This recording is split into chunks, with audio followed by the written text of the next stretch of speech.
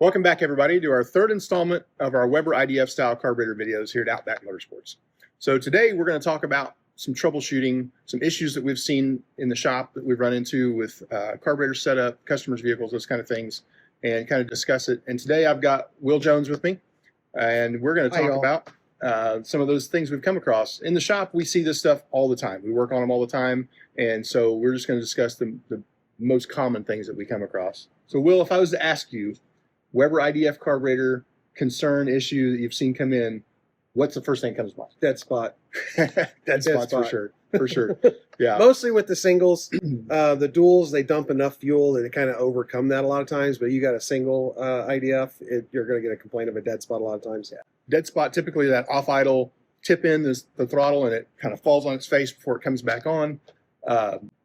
Some are a little more prevalent than others, but yep. What would you initially say, what's the first thing you would think about when you said that? Well, so first thing you need to do is go through everything. Now, I know what everybody's going to say. There's lots of things to fix, but don't spend a ton of time working on the carburetor to find out that you have bad ignition timing or points that are bad or some of these other things. You'll make a lot of tuning mistakes, or not even say mistakes, tuning adjustments to find out you got a bad set of points. Absolutely. And then you got to go back and redo all those adjustments. So first of all, what's the first thing that we always talk about? We don't always do it, but we should do it every time. Absolutely. Adjust the valves. Adjust the valves. Yeah. We've had it bite us so many times. We have. We get a car in the shop and we initially go after the root problem, what we think the root problem is, and then we're 25, 30 minutes into it, been running it, getting it warmed up, and we realize, did you check the valve adjustment before we started this? And by that point, it's already warmed up, so now we have to let it sit and cool back down. So the first thing you should do before you start tackling any carburetor or any other tuning issue is check your valve adjustment. Make sure that it's spot on. Yep. And then from there, more often than not, we find that it's usually not the carburetor that's the problem in the first place. It's usually some other ancillary part, ignition system, like you said, a vacuum leak somewhere, those kind of things, more so than even the carburetor. Yeah. But when it comes to actually being a dead spot, and we find out that it is in the carburation, say you've got the right distributor paired with the right carburetor,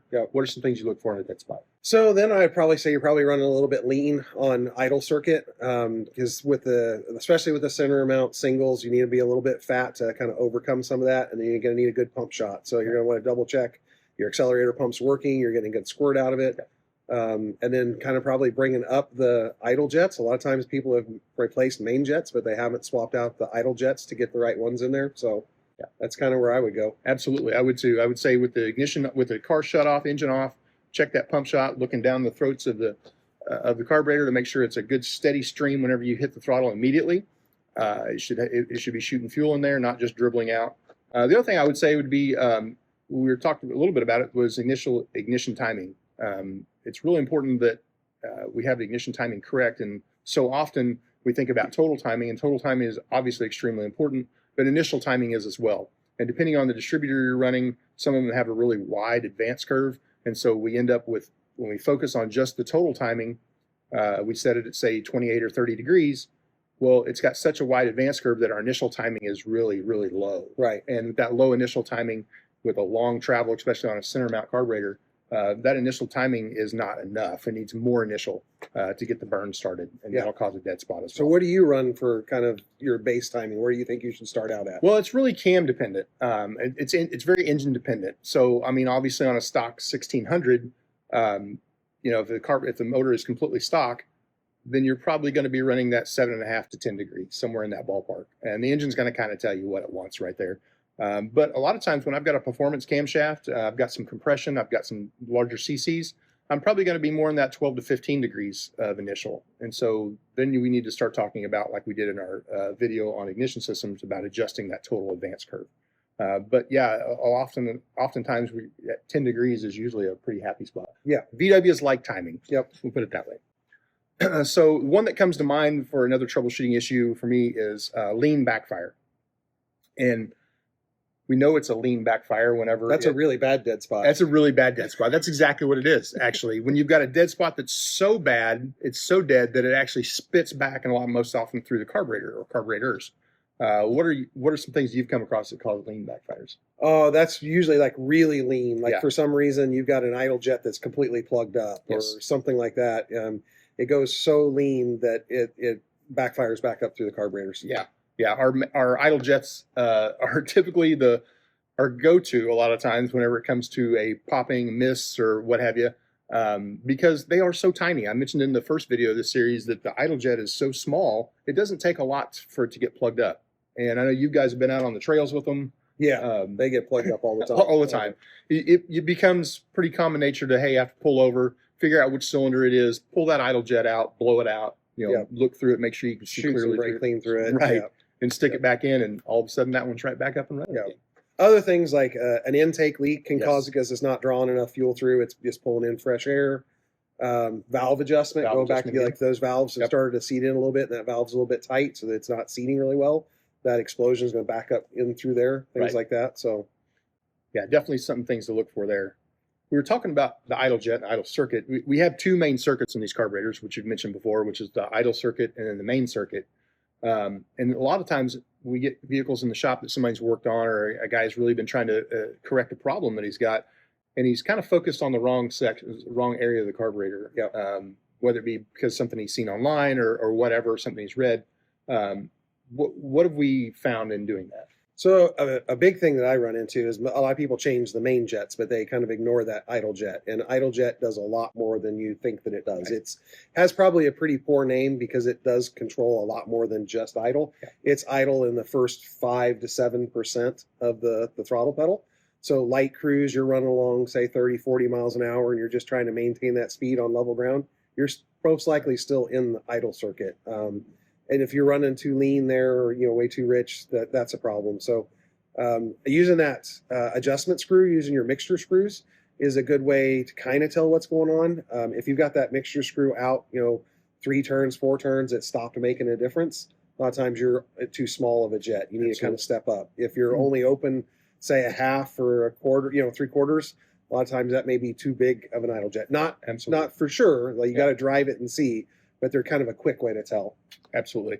Yeah. And on that same vein, if you've been able to screw the idle jet in to the point where it's closed or almost closed and that cylinder hasn't died down yet, look for some other issues in the carburetor. Maybe your float level's too high and it's flooding over or something along those lines. So just a little thing to think about there.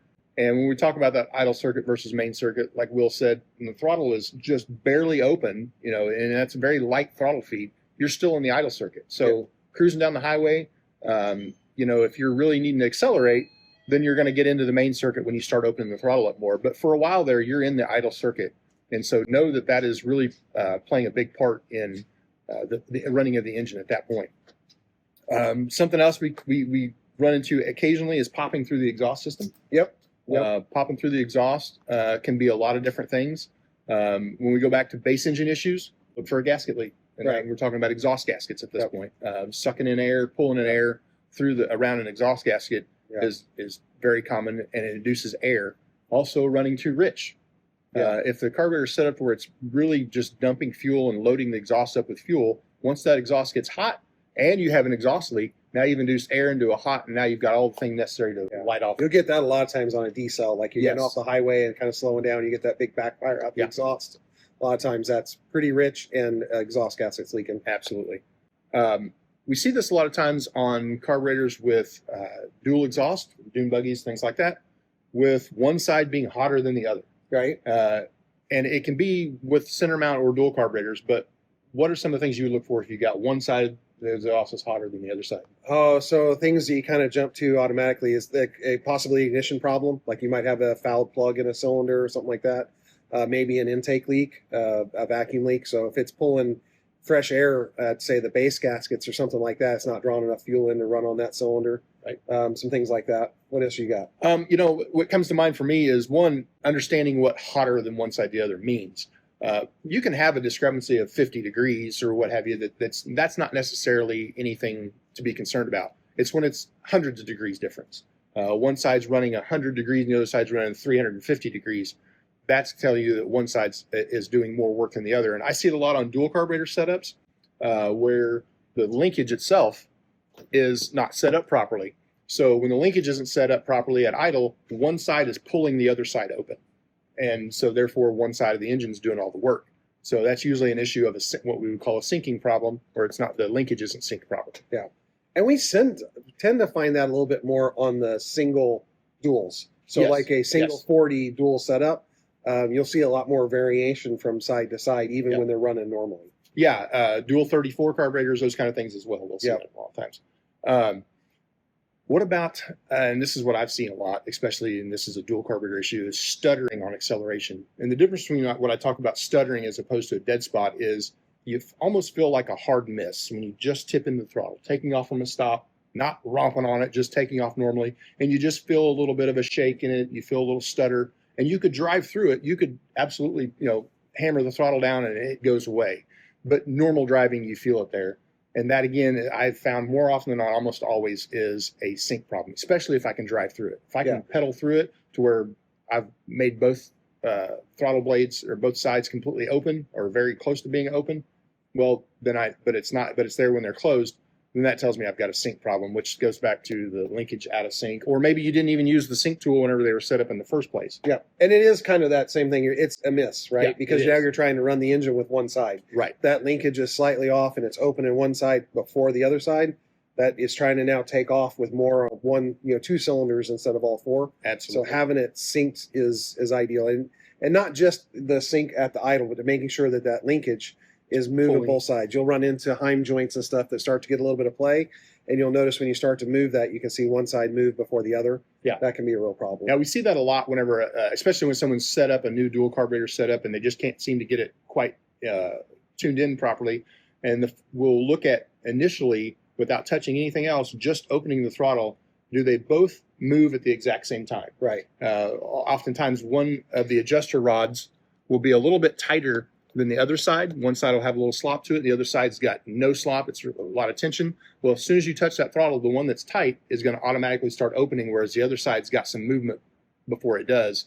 You're automatically going to be out of sync in that situation. And that first couple of % of throttle movement is making a lot of difference in the engine versus towards the end. So having that first crack open point at the same is ideal. One that came to mind, and probably one of the last ones we'll talk about, is undercarbureted and overcarbureted. Okay. We see it all the time. And a statement we hear over the counter all the time is, well, I've got this 44, but I'm just going to jet it down to a 40. We hear that so often. Right. Will, is that even possible? No. You can change Venturis and make a little bit of difference, but no, you're still always going to have some problems at the bottom end with that. If it's too much carburetor, it'll run on the top end. Absolutely. You just can't make any torque down low. Absolutely. And your drivability around town, if that's what you're using it for, is never going to be satisfactory. Right. So it really is important that we pair the right carburetor with the size of engine and then tune it from there. So what's the issue with too small a carburetor? Well, number one, what matters to me is I'm losing power. Right. I'm leaving power on the table. Yeah. Too small a carburetor a lot of times will typically leave a lot of power on the table. Can even cause an issue with on a big engine with a large camshaft and those kind of things. You don't have enough carburation for it to idle properly. Yeah. Like you've got a big cam, that thing's not going to idle at all. Some cams require you to have more air. I mean, that's what this whole thing is, a big air pump, right? Yep. So we need to make sure that we're feeding it the proper amount of air that the camshaft is wanting. And so that's usually the bigger issue. We're a little bit on the other end of the spectrum here because I would go undersize on a carburetor versus oversize.